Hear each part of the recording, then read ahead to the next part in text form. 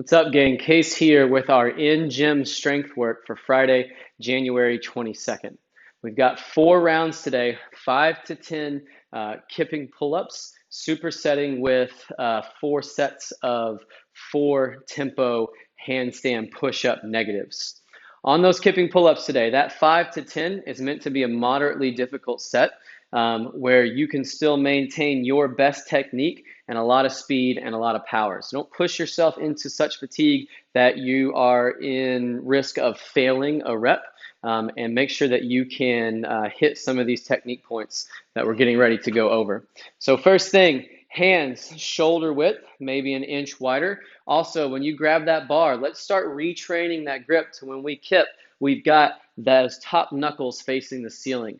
It might be a little tougher on your grip when you begin. Be smart, make sure you don't rip those hands, but that's going to give you a stronger overall pulling position. Also, don't forget, we want those thumbs to be around the bar. It's almost like a hook grip on the barbell, but you're putting your thumb over top of those 2 fingers. When we kip, we want our toes to stay together and our legs to stay long, even on those back swings. Remember, that kip is mostly a shoulder, lat, and core movement. A lot of times people want to try to swing their legs to help them with that motion. That actually will throw off your rhythm. This is all about pushing and pulling with your shoulders, back, and belly. What your legs do is just a result of the work that your core and upper body are doing. From there, as we get into that full pull-up, we need to be pushing ourselves behind the bar a bit more so that when we throw our hips up to the bar, it sets us up to push away at the top. That's where I see people go wrong when they're trying to chain kipping pull-ups together, is they'll get their core swing and then they'll throw their hips, but they'll pull straight up to the bar instead of getting behind the bar, throwing the hips and pulling in. Because at the top, in order to set us up for the next rep, we need to be able to push away. So if you're pulling straight up, it's going to be much harder to push away at the top today. Once again, we're shooting for 5 to 10 reps, whatever's moderately difficult for you. If you don't have 5 unbroken kipping pull-ups, but you have a few, maybe 2 or 3 at a time, then I want you to accumulate 6 to 8 reps each set. So that might mean doing a couple sets of 3 and then a set of 2 to really complete that 1 round. Then you'll go hit your handstands and come back. If you don't have kipping pull-ups at all, no big deal. We'll work towards the strength that's needed for that. So you'll give me 5 to 10 banded pull-ups today. I like putting that band across those J-cups because then you can adjust your band thickness as well as how high you set those J-cups. Whichever version we're using today, let's make sure we're hitting full extension in the bottom every time and then getting that chin clearly above the bar at the top with eyes forward. That's last piece. That's going to give us full range of motion. Try not to do pull-ups where we're looking up and just barely getting our chin above the bar. Get that chin clearly above the bar, eye facing forward. Last piece, if you want to go RX Plus on this today, that is an option. That will be kipping chest to bar pull-ups. We'll move to our handstand push-ups next. I'll edit the video and we'll throw those in a moment.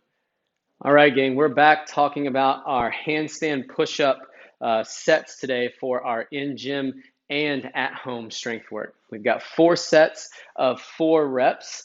Handstand push-up negative. It's going to be a 1-second hold at the top, just making sure that we're in a good tight position, and then a really slow 5-second negative on the way to the bottom. I'd recommend having at least 1 ab mat just for some safety for that head. You do not want to crash down hard on that neck. So if you're doing this movement, make sure that you can control it all the way to the bottom. If you're struggling controlling it with 1, then add a second ab mat to help with that. Don't stack more than 2. If you need more than 2, then what I want you to do instead of those reps today is work on your handstand holds so you can build some more strength and stability there. Those can be back facing the wall or chest facing the wall, whichever you're more comfortable with, and we'll go for a 20 to 30 second effort each set. If we're going for those tempo reps, on handstand push-ups, we want hands to be right beneath the shoulders, maybe a little bit wider, but make sure we don't get out too super wide. Also, we want fingertips straight forward. And then when we kick up, I want your fingers to be about a foot away from the wall. Because as we come down, we actually don't want our hands or our head to come down right between our hands. We want our head to be a little bit behind our hands so that when we're in the bottom, we're in more of a tripod position. So kick up, fingertips facing the wall, get those toes pointed towards the ceiling, reach, hold that for a moment. Then from there, head starts breaking back towards the wall, keeping that nice tight long position with the rest of my body.